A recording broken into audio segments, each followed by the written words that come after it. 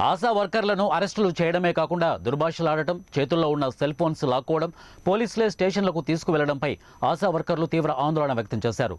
గురువారం భీమవరంలో 1 town, 2 town, rural police స్టేషన్ల వద్ద ఆశా వర్కర్లు ఆందోళన నిర్వహించారు.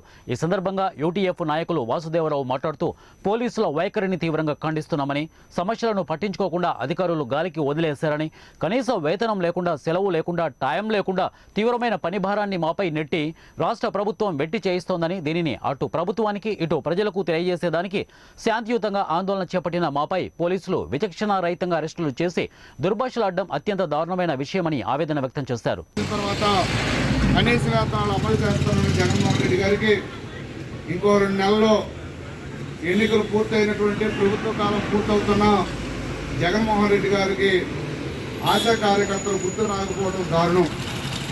విజయవాడ వెళ్తున్నారు కానీ పోలీసులు చట్ట ప్రకారంగా నోటీస్ ఇచ్చి అరెస్ట్ చేయవలసి ఉన్నప్పటికీ ఎలాంటి నోటీసులు ఇవ్వకుండా, మహిళలని చూడకుండా అర్ధరాత్రులు కూడా నిర్బంధించడం, ఇది మన స్వాతంత్ర పోరాటం ద్వారా సాధించుకున్నటువంటి సౌకర్యాన్ని భగ్నం చేసే పరిస్థితి కనిపిస్తుంది.